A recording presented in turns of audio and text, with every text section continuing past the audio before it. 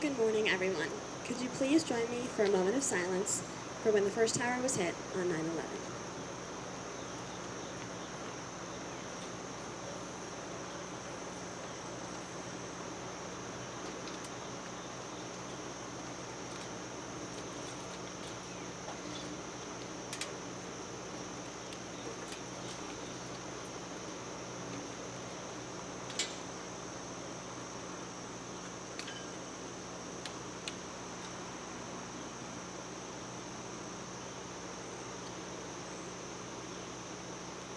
Thank you.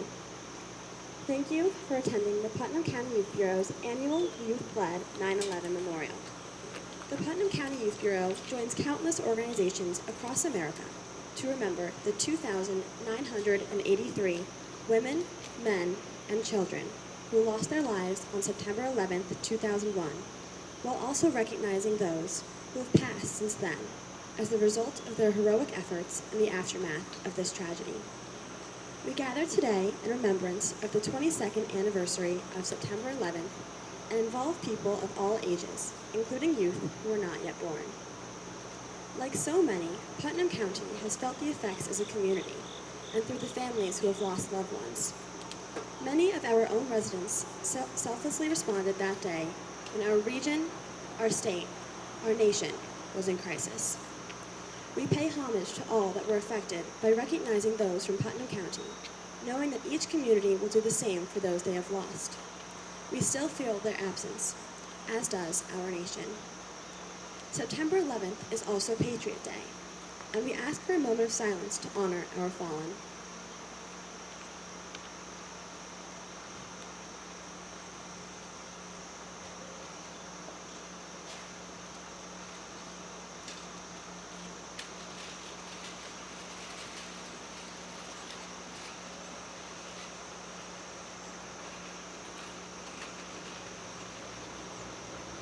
Thank you. Today is a chance to recapture the spirit of unity that swept the nation in the aftermath of September 11, 2001, while paying tribute to those lost with acts of service. We thank our heroic first responders, service members, and countless others who defend the nation's freedom at home and around the globe. Thank you to everyone for attending this ceremony, and at this time, I would like to recognize some of the dignitaries that are here today. Putnam County Executive Kevin Byrne, New York State District Senator Peter Hart, New York State District Assembly Representatives, representing Matt Slater is Kira Brenner. From the Putnam County Legislature, William Goldman, Sarah Servadio from the Putnam County is the Putnam County Deputy Commissioner of Social Services, Mental Health, and the Youth Bureau. From the Putnam County Bureau of Emergency Services, Commissioner Robert Lipton and Deputy Commissioner Ralph Falloon. Director of the Veterans Services Agency, Carl Rohde, and Deputy Director of the Veterans Services Agency, Art Hanley. Carmel Fire Department Chief, Robert Lipton Jr., and Carmel Volunteer Ambulance Corps Chief, David Jacobson. From the Putnam County Sheriff's Department, Under Sheriff Thomas Lindert, Captain Michael Knox, and Captain James Shepley. Sergeant Matthew Kraske, and the Putnam County Cadets as well. Chief Kevin Owens of the Kent Police. Putnam County Youth Board, we have Bill Wilkins, the Youth Board President, and Sheila Hanley, a Youth Board member. Thank you, everyone.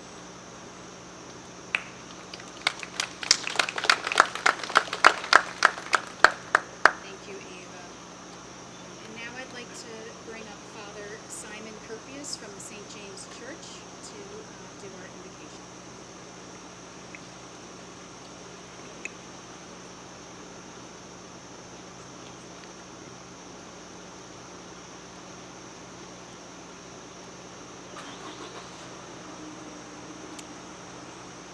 O God, our hope and refuge, in our distress we come quickly to you.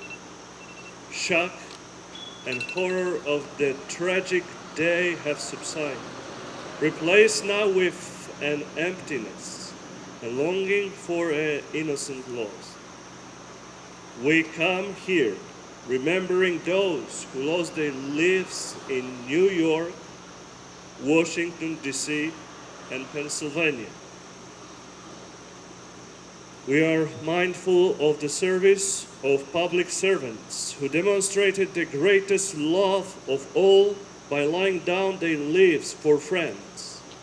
We commit their souls to eternal care and celebrate their gifts to a fallen humanity. We come remembering, and we come in hope. We come to pray for peace around the world. We come to pray for peace in Ukraine. We come to pray for peace in our country, in our neighborhood, in our families.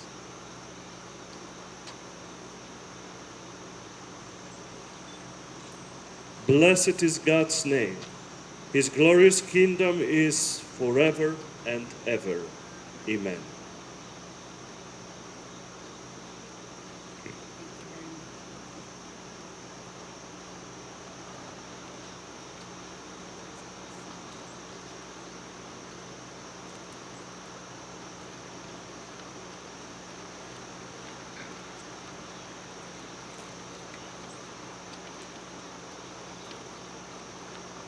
If you could please stand for the presentation of colors. Color guard, attention. Forward, march.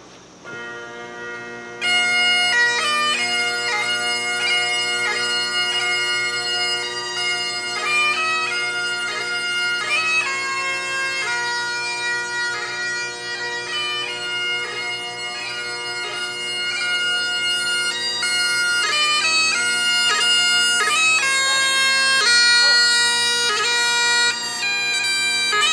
Halt.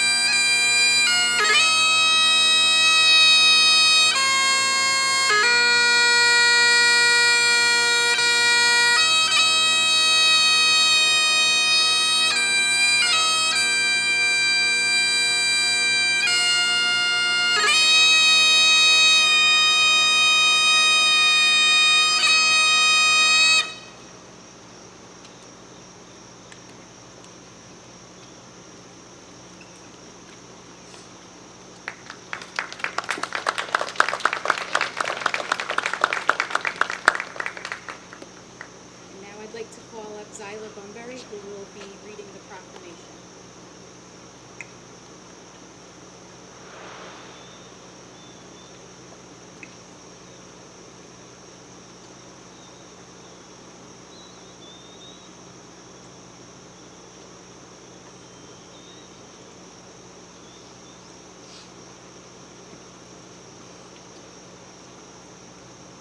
Proclamation recognizing the Putnam County Youth Bureau on their third annual Youth-led 9/11 Memorial. Whereas on September 11th, 2001, the peace and security of our nation was shattered by terrorist attacks that killed nearly 3,000 innocent people. 19 terrorists hijacked 4 commercial airplanes, crashing them into both the north and south towers of the World Trade Center in New York City, the United States Pentagon in Virginia, and in the pristine fields of Shanksville, Pennsylvania.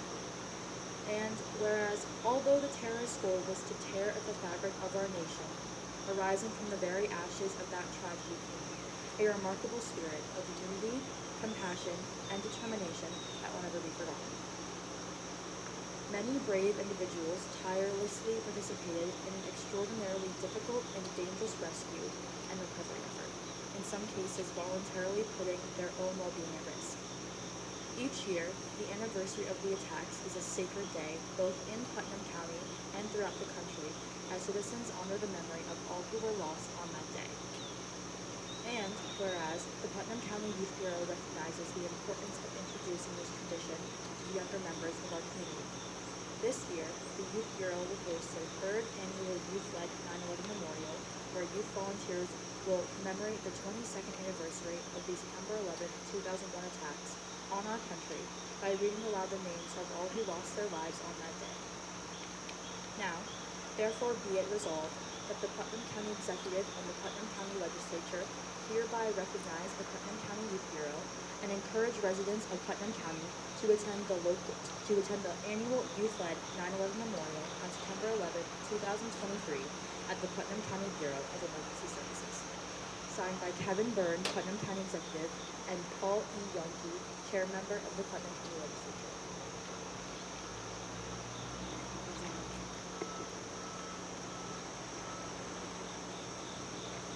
It's with my honor now to invite up to the podium our keynote speaker, who is a Vietnam veteran. He's currently the Director of Veteran Services for Putnam County. He's a veteran service officer to help veterans with disability claims and is also a certified social studies teacher in New York. Please welcome Paul.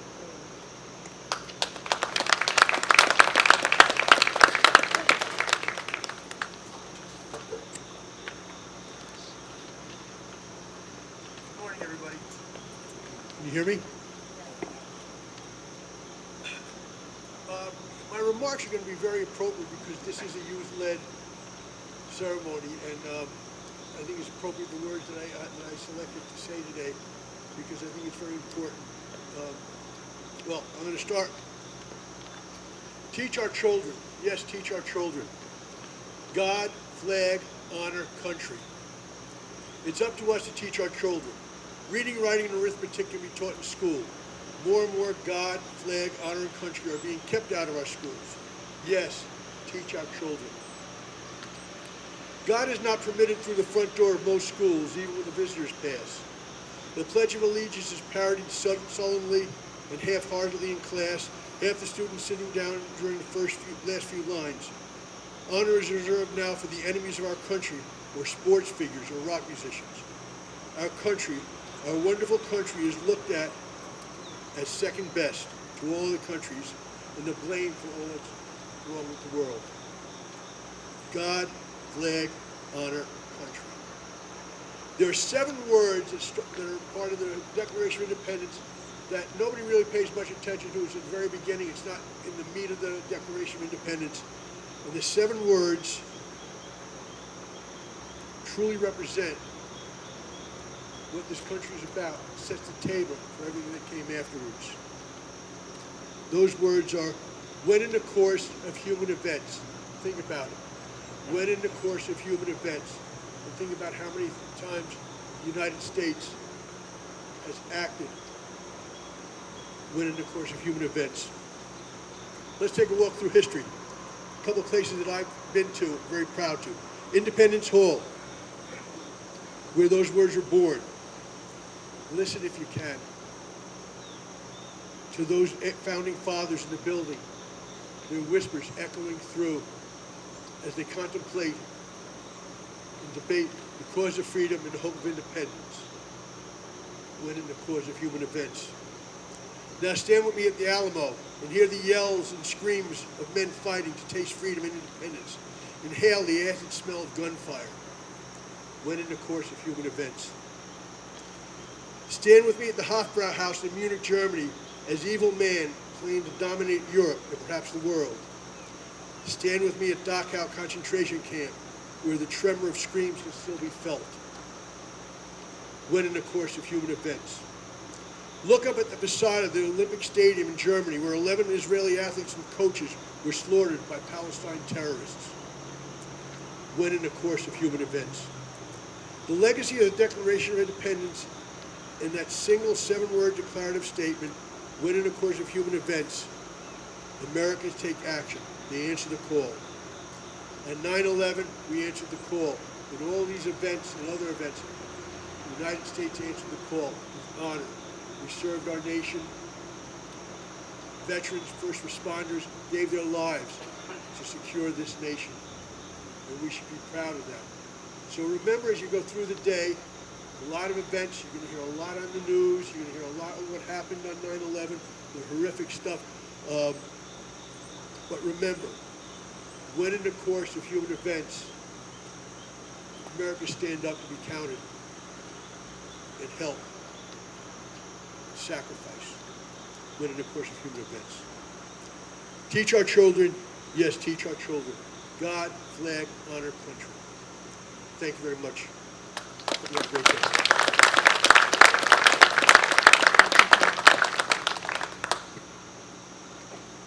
Thank you, Carl, and thank you for serving our country.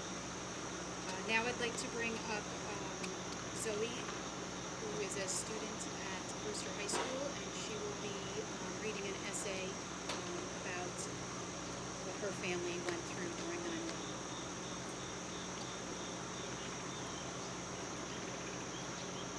Hi. Hi. My name is Zoe Yunchai. I am a 16-year-old junior at Brewster High School. I know some of you are probably wondering why I'm up here speaking right now, since I wasn't born until 2007.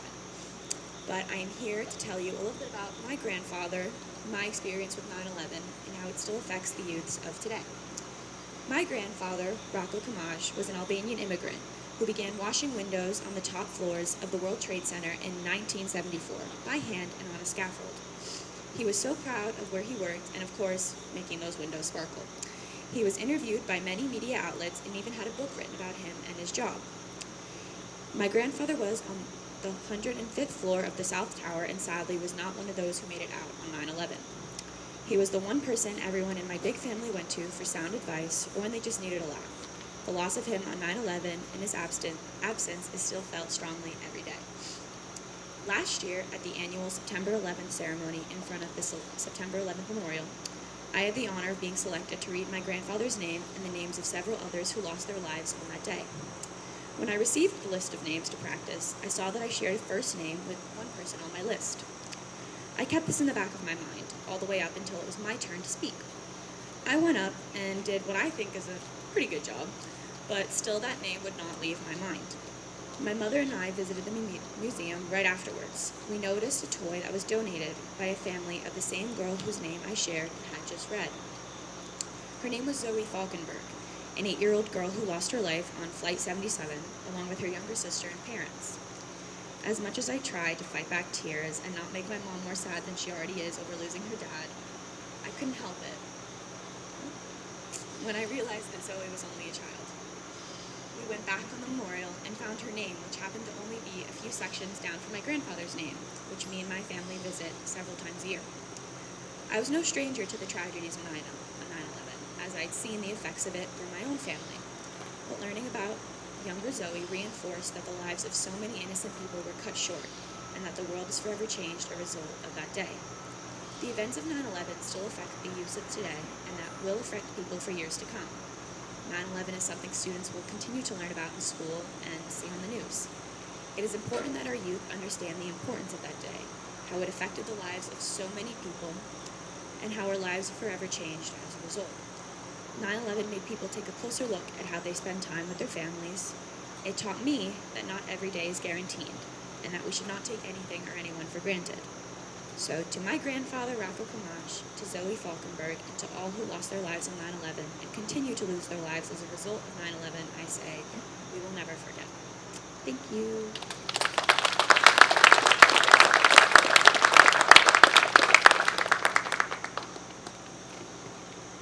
Thank you, Zoe. Thank you for being brave to come up here today to share your story with all of us.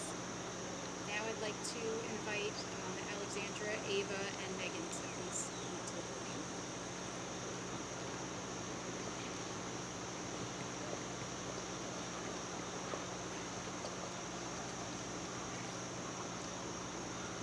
Memorial Testimony. Adrian Walsh, first responder. Off-duty on the morning of 9/11, firefighter Adrian Walsh responded to the World Trade Center with the second wave of firefighters to leave FDNY Ladder Company 20 on Lafayette Street in Soho. In this interview, Lieutenant Walsh recalls the fall of the North Tower. Testimony. You could see Manhattan and then not see Manhattan, and then all of a sudden I looked up and there was just this explosion of confetti in the air. And I thought that it was the strangest sight I'd ever seen because, confetti. Certainly if there was a parade or something that you would have known of, but there was nothing that I knew of. I thought that's bizarre. It was a tremendous amount of paper. And I couldn't see anything else because at this point I had inched behind a loft building again. And of course the radio came on and interrupted and said that there had been reports of a plane going into the Trade Center. And as we inched along again, I could see that then 3 floors of fire in the Trade Center.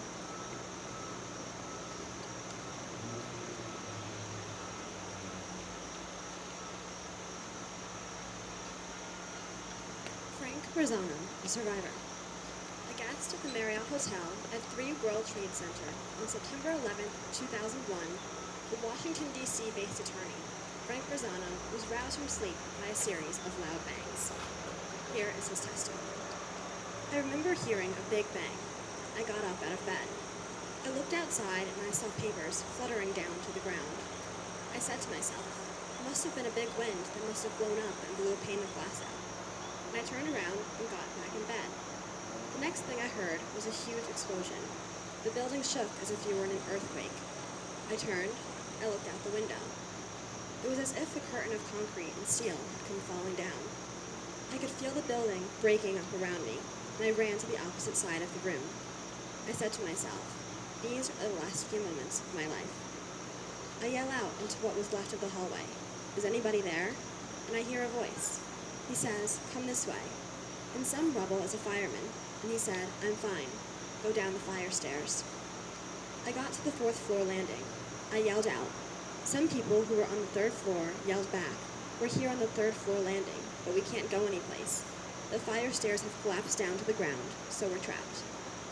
Within a few minutes, the fireman who I'd met on the 19th floor comes down, and he said, look, nobody's coming for us. We have to get out on our own.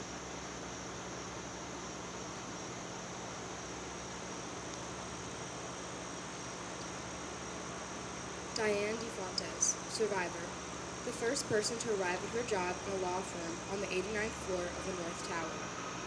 Diane DeFontes felt the impact of hijacked Flight 11 strike the building a few floors above her desk. Testimony. I remember what an absolutely beautiful day it was. The sky was this beautiful blue. There were very few clouds. When I got into my office, I took one last look out of my window, and then went to my desk. Then all of a sudden, this bang happened. The bang and being thrown out of my chair and having the door partially opened. It all happened at the same time. The people from MetLife came across, and some of them had blackened faces. They said, a plane hit the building. We watched it. We saw it hit the building, and our office exploded. I said, oh my God. So when they told me that, I said, all right, let me make another phone call. I called one of my dearest friends and I asked her, turn on the TV and let me know what's happening. And she said, when they showed the building on TV, she said she was trying to count the floors to see where it hit. but she just couldn't do it. I told her, listen, I know that I'm going to make it, but just in case I don't, give your daughter a big kiss for me. I love you, and then I'm thinking of you, and I'm going to get out of here. Because part of me wanted to say that because I wanted to believe it.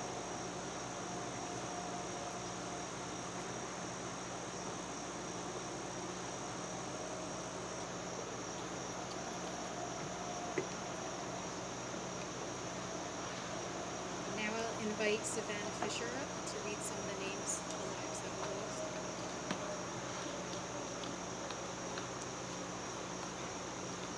Putnam County citizens who lost their lives on September 11th. Christopher Blackwell, first responder, World Trade Center South Tower. George C. Kane, first responder, World Trade Center South Tower. Stephen P. Driscoll, first responder, World Trade Center South Tower. David Lawrence William Fodor, World Trade Center South Tower. Daniel E. Harlan, first responder, World Trade Center South Tower. Thomas J. Kuvickas, first responder, World Trade Center South Tower. Robert J. Minara, first responder, World Trade Center South Tower. And George Paris, World Trade Center North Tower. Putnam County citizens who lost their lives as a result of their actions in the aftermath of the September 11th attacks. Glenn M. Bisogno, first responder. Donald G. Fieser, first responder. Charles E. Flickinger, first responder. Thomas J. Kelly, first responder. Michael P. King, first responder. Thomas Lyons, first responder. John McCardle, first responder. John F. McDonnell, first responder. Robert McMahon, first responder. Thomas Roberts, first responder.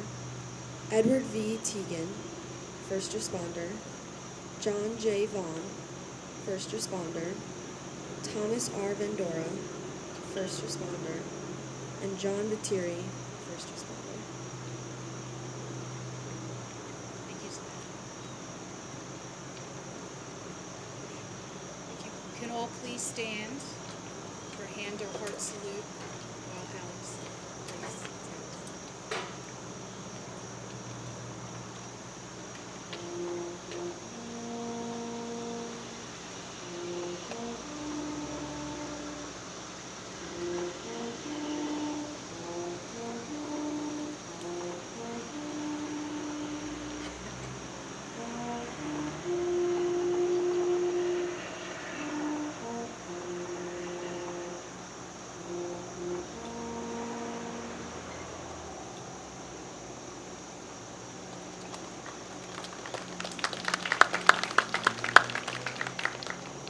And now I'd like to invite up Megan, who will be reading our closing remarks. Thank you for attending today's ceremony to honor all of the lives we lost on September 11th and the days since the attack. Though many were lost, their spirits will live on through us. To the men and women who proudly serve our country, we can never express the depths of our gratitude adequately with words. Your selfless contributions and countless sacrifices have positively impacted us all. Our community is made stronger because of you. As you leave here today, please help yourself to some refreshments and a complimentary patriotic craft activity. Attached to the craft is a card with talking points for you and your family if you wish to further the conversation we started with this ceremony. Thank you for attending and have a great rest of the day.